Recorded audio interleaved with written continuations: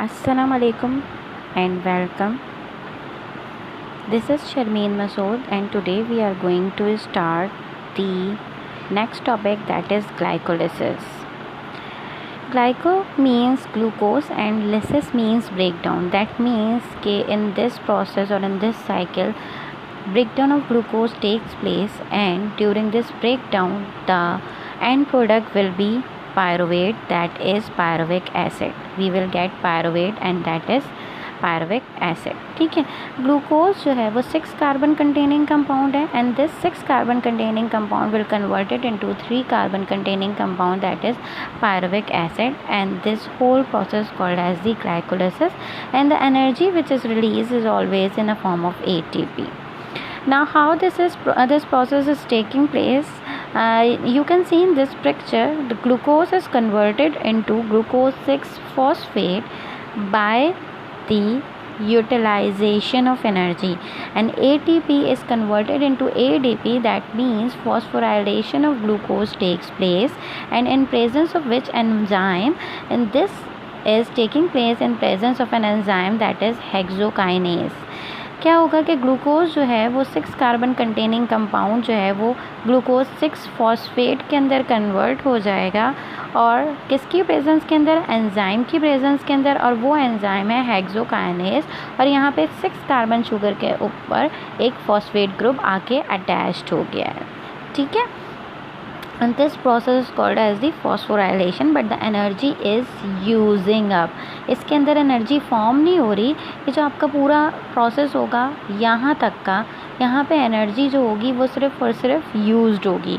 और इसके बाद तो यहाँ पे जो है वो आपका ये फेज़ को आप कह सकते हो यूटिलाइजेशन फेज़, और सेकंड फेज़ जो होता है, ये सेकंड फेज़ जो है यहाँ तक का नीचे तक पायरुवेट तक, and this phase is called as the formative phase. ठीक है. एक फेज़ में आप यूटिलाइज़ करते हो एनर्जी, और दूसरे फेज़ में आप गेन करते हो, आप फॉर्म्ड करते हो एनर्जी. ठीक है.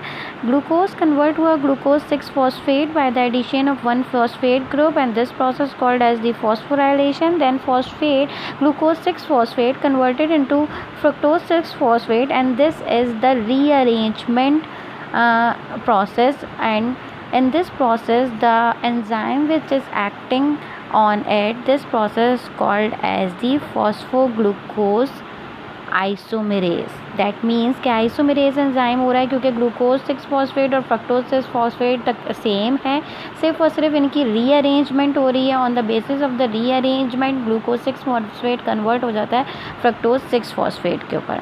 फिर उसके बाद क्या होता है कि फ्रक्टोज 6 फॉस्फेट जो होता है वो कन्वर्ट होता है fructose 1,6 bis phosphate in presence of an enzyme phosphofructokinase, and in this again this is the energy using phase, और इसके अंदर ATP phosphorylation होगी. सेकेंड phosphorylation ATP कन्वर्ट होगा into ADP में, और एक ATP जो यहाँ पे जो आपको ATP एक नज़र आ रहा है, ये ATP इसमें से ये एडिनोसिन क्या है, ट्राईफॉस्फेट है. ट्राईफॉस्फेट कन्वर्ट हो रहा है डाईफॉस्फेट के अंदर, तो इसमें से जो एक P रिलीज आउट हो रहा है वो P आके यहाँ पे अटैच्ड हो गया है. ठीक है. और एक P ऑलरेडी यहाँ पे था. ठीक है. तो यहाँ पे ये क्या प्रोसेस हुआ कि दोबारा से सेकेंड फॉस्फोराइलेशन हुआ, तो अब यहाँ पे ये हो गया है fructose 1,6 bis phosphate. Now fructose 1,6 bis phosphate जो हैं वो कन्वर्ट होंगे इनटू 2 कंपाउंड्स. एक तो आपके पास ये आ रहा है जिसको आप कहते हो डाईहाइड्रोऑक्सी एसीटोन फॉस्फेट, जिसको आप ये कह रहे हो DHAP, एंड सेकंड है G3P, एंड G3P क्या है, ग्लिसरल अल्डिहाइड 3 फॉस्फेट. ये दोनों के दोनों जो आपके पास फॉर्म्ड हो रहे हैं, ये जो है ये आपके पास फॉस्फोराइलेशन ही है, जिसके अंदर आपके पास ये 2 प्रोडक्ट्स फॉर्म हो रहे हैं, लेकिन both are the same products, और ये 6 कार्बन कंपाउंड स्प्लिट आउट हो जाएगा इनटू 3 कार्बन कंपाउंड और फॉर्म कर देगा ग्लिसरल अल्डिहाइड 3 फॉस्फेट या डाईहाइड्रोऑक्सी एसीटोन एसीटोन फॉस्फेट, ये दोनों आइसोमर्स हैं एक दूसरे के लिए। तो ये रिएक्शन आपको नज़र आ रहा होगा कि आइसोमर्स हैं तो ये एक दूसरे के साथ डबल एरो के साथ यूज़ हो रहे हैं। या तो G3P यूटिलाइज़ हो जाएगा, एक ही बात है, या DHAP हम यूटिलाइज़ कर लें। और ये सारा प्रोसेस किस एंजाइम की प्रेजेंस के अंदर हो रहा है? इन presence of an enzyme aldolase. ठीक है, एल्डोलेज की प्रेजेंस के अंदर ये काम हो रहा होता है। और ये जो है वो 6 कार्बन कंटेनिंग कंपाउंड जो है वो स्प्लिट आउट हो गए हैं into 3 carbon containing compound by the addition of 1 phosphate group. एक 3 कार्बन कंटेनिंग कंपाउंड के साथ एक P लगा और एक P जो है वो यहाँ पे एक 3 कार्बन कंटेनिंग कंपाउंड के साथ लग गया। अब ये जो G3P है, अब यहाँ पे क्या होगा कि ये G3P हो या डी हाइड्रोक्सी एसीटोन फॉस्फेट हो, डी हाइड्रोक्सी एसीटोन फॉस्फेट भी कन्वर्ट होगा 1,3-बिसफॉस्फोग्लिसरेट के अंदर, या G3P अगर है तो वो भी कन्वर्ट किसके अंदर होगा? 1,3-बिसफॉस्फेट के अंदर। और किसकी प्रेजेंस के अंदर किसकी प्रेजेंस में होगा? किस एंजाइम की प्रेजेंस में होगा? Glycerol aldehyde 3 phosphate dehydrogenase enzyme जो है उसकी प्रेजेंस के अंदर होगा। और ये जो 3 कार्बन कंटेनिंग कंपाउंड है विद 1 P जो है, इसके साथ एक और P की एडिशन हो जाएगी। ये आप देख सकते हैं इसके अंदर, इस डायग्राम में भी आप देख सकते हैं कि ये एक और P ऐड हो गया। ठीक है, यहाँ पे भी एक और P ऐड हो गया। तो 1 3 क्योंकि एक 1 पे लगा हुआ है और एक 3 के ऊपर P लगा हुआ है, तो that's why it is called as the one three bisphosphate glycerate. ठीक है, अब ये 1,3-बिसफॉस्फेट ग्लिसरेट जो हुआ है वो किस तरीके से कन्वर्ट हुआ है, या ग्लिसरल अल्डिहाइड 3 फॉस्फेट 1,3-बिसफॉस्फेट के अंदर कन्वर्ट हुआ है तो किस तरीके से कन्वर्ट हुआ है?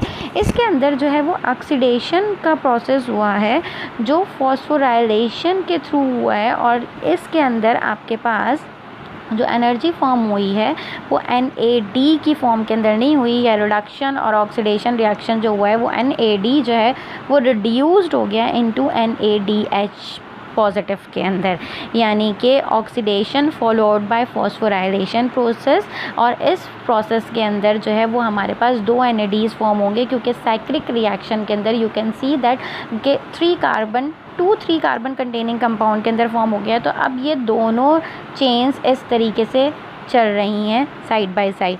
तो एक NAD यहाँ फॉर्म हुआ और एक यहाँ पे NAD फॉर्म हुआ है, और इस NAD ने NADH में रिड्यूस होने के बाद जो है वो जो फॉस्फेट ग्रुप था उसको कन्वर्ट कर दिया है ग्लिसरॉल्डिहाइड 3 फॉस्फेट को 1,3-बिसफॉस्फेट ग्लिसरेट के अंदर। ठीक है, अब 1,3-बिसफॉस्फेट ग्लिसरेट जो है वो कन्वर्ट हो जाएगा into 3 phosphoglycerate by the removal of 1 phosphate group. अब यहाँ पे फॉर्मेशन ऑफ एनर्जी शुरू हो गई है कि ये ADP जो है आपके पास, ये जो ADP है इसने क्या किया है, इसने एक एडिशन की है फॉस्फेट की। कहाँ से की है कि यहाँ पे 1,3-बिसफॉस्फेट के अंदर 2 आपको नज़र आ रहे 2 आपको जो है वो फॉस्फेट नज़र आ रहे थे, ये यहाँ पे आपको 2 फॉस्फेट नज़र आ रहे हैं।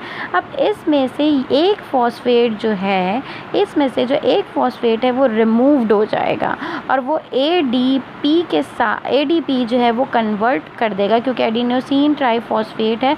अब उसमें ये वाला जो P है जो वो आके ऐड हो जाएगा और वो क्या फॉर्म कर देगा? ATP फॉर्म कर देगा। तो दैट मीन्स कि वो जो एनर्जी फॉर्म्ड हुई है वो एक फॉस्फेट निकल के उसने एनर्जी पैकेट बना दिया है और वो बनाया है ATP की फॉर्म के अंदर, और जो एंजाइम है इसके अंदर वर्कआउट कर रहा है वो फॉस्फोग्लिसरेट काइनेज कर रहा है। तो जब एक P निकल गया तो अब यहाँ पे क्या रह गया? 3 फॉस्फोग्लिसरेट रह गया है और 3PG जिसे आप कह सकते हो वो रह गया। अब 3PG जो है वो अगेन जो है वो कन्वर्ट हो जाएगा, यानी कि ADP मॉलिक्यूल ने ATP में कन्वर्ट कर दिया। अब आपके पास जो 3PG है उसके अंदर जो है वो आपके पास यानी कि 3 फॉस्फोग्लिसरेट कन्वर्ट हो जाएगा, या ग्लिसरिक एसिड कन्वर्ट हो जाएगा इनटू 2 फॉस्फोग्लिसरेट। 2 फॉस्फोग्लिसरेट के अंदर कन्वर्ट हो गया in presence of the phosphoglyceromutase enzyme की प्रेजेंस के अंदर, यानी कि 3 फॉस्फोग्लिसरेट जो है उसके अंदर नंबर 2 पे P आके लग गए हैं, 2 वाले कार्बन के ऊपर जो है वो P आके अटैच हो गए हैं। तो that's why it is called as the 2 phosphoglycerate. ठीक है, अब 2 फॉस्फोग्लिसरेट जो होगा वो कन्वर्ट होगा by the removal of water. यहाँ पे 2-फॉस्फोग्लिसरेट में से वाटर की रिमूवल होगी और वाटर जब इसके अंदर से रिमूव्ड आउट हो जाएगा तो दिस 2-फॉस्फोग्लिसरेट जो है वो कन्वर्ट हो जाएगा फॉस्फोएनोल पायरुवेट के अंदर, ठीक है। और ईच ऑफ विच यानी कि दोनों आपके पास जो चेन्स हैं रिलीजेस वाटर, दोनों जो हैं वो चेन जो हैं वो रिलीज़ करेंगी वाटर को। सेकेंड थिंग, अब ये जो 2-फॉस्फोग्लिसरेट है ये कन्वर्ट हो गया फॉस्फोएनोल पायरुवेट के अंदर, और जो एंजाइम इसने यूटिलाइज़ किया है वो अगेन जो है वो एंजाइम जो है वो आपके पास आ गया एनोलेस, ठीक है। फॉस्फोफेनोल पायरुवेट जो है वो अगेन फिर कन्वर्ट होगा into the enzyme into the pyruvate in presence of an enzyme that is pyruvate kinase। pyruvate kinase की प्रेजेंस के अंदर फॉस्फोएनोल पायरुवेट कन्वर्ट हो जाएगा पायरुवेट के अंदर, और ये जो पायरुवेट है इसके अंदर जब कन्वर्ट हो रहा होगा तो एक और दोबारा से क्या होगा कि ये जो पी अटैच्ड है सेकंड के ऊपर, सेकंड कार्बन के ऊपर, ये पी जो है वो जाके एडीपी के साथ अटैच्ड हो जाएगा और एनर्जी का एक पैकेट और फॉर्म कर लेगा, दैट इज़ एटीपी। तो removal of high energy phosphate ATP जो फॉस्फेट जो है वो दोबारा से होगी और वो एडीपी से रिमूव्ड आउट होके एटीपी के साथ जो है वो अटैच हो जाएगा पी, और एडीपी प्लस पीआई जो है वो फॉर्म कर देगा एटीपी। अगेन फॉस्फोराइलेशन का प्रोसेस होगा एंड देन फॉस्फोइनोल पायरुवेट जो है वो कन्वर्ट हो जाएगा into pyruvic acid, that is pyruvate, and this is the 3 carbon containing compound, and then this pyruvic acid goes into the cyclic chain reaction and then another cycle will start. Pyruvate convert होगा into acetyl coenzyme A में, और फिर उसके बाद another cycle start हो जाएगी and that cycle will be the Krebs cycle, ठीक है। अब यहाँ पे हम जो है वो काउंटिंग कर लेते हैं कि हमारे पास कितने एटीपीज फॉर्म्ड हुए हैं ड्यूरिंग दिस रिएक्शन। बेटा you all know this thing, ये आप लोगों को सबको पता होना चाहिए कि एक NADH जो है वो गिव करता है अप्रॉक्सीमेटली 2.5 ATP के बराबर एनर्जी, और 2.5 मीन्स 3 ATP हम ओवरऑल करके राउंड ऑफ करेंगे, ठीक है। अब यहाँ पे हम काउंटिंग कर लेते हैं। यहाँ पे ATP रिड्यूस्ड हुआ था, ठीक है। ADP के अंदर ये एनर्जी जो है वो कंज्यूमिंग प्रोसेस थे, यूज़ अप यूटिलाइजेशन प्रोसेस थे, ये फॉर्मिंग प्रोसेस हैं। अब हम इसको ये हमने दो ATPs क्या करें, खर्च कर दिए। हमने बनाए कितने वो हम काउंट कर लेते हैं। यहाँ पे आप देखिएगा कि एक हमने NAD ये बनाया, एक हमने NAD ये बनाया, तो एक जो है वो 2 हमारे पास ये NAD हैं, तो 3 × 2 करेंगे तो हमारे पास कितने आ जाएंगे, 6 ATP फॉर्म हो गए, ठीक है। ये 6 ATP हो गए, 6 को रख लीजिए। 6 के बाद जो है ये एक ATP बना, ठीक है, और ये एक ATP बना, तो ये कितने हो गए, 2 हो गए। फिर ये ATP बना, फिर ये ATP बना, तो अब कितने हो गए हमारे पास, 2 हो गए। दैट मीन्स ओवरऑल हमारे पास कितना है, 6 × 2 + 2 हमारे पास फॉर्म हुए हैं 10 ATPs हमने फॉर्म्ड किए। अब इसमें से हमने खर्च कितने कर दिए, हमने खर्च जो हैं वो 2 ATP कर दिए हैं, यूज्ड 2 कर लिए, एक ये करा था और एक ये किया था, तो 10 - 2 हमारे पास अप्रॉक्सीमेटली कितने ATPs फॉर्म्ड हुए हैं during the glycolysis cycle, 8 ATP form हुए हैं। और you can write like this कि 1 ग्लूकोज मॉलिक्यूल जो है वो अब आपके पास दोबारा से जो ग्लूकोज का मॉलिक्यूल है उसने कितने एनर्जी के पैकेट्स फॉर्म कर दिए हैं, हमारे पास 8 ATP बना दिए हैं। 6 और 8 मैंने कहा था, जैसे आपके पास 36, 34, 38 ATPs कहीं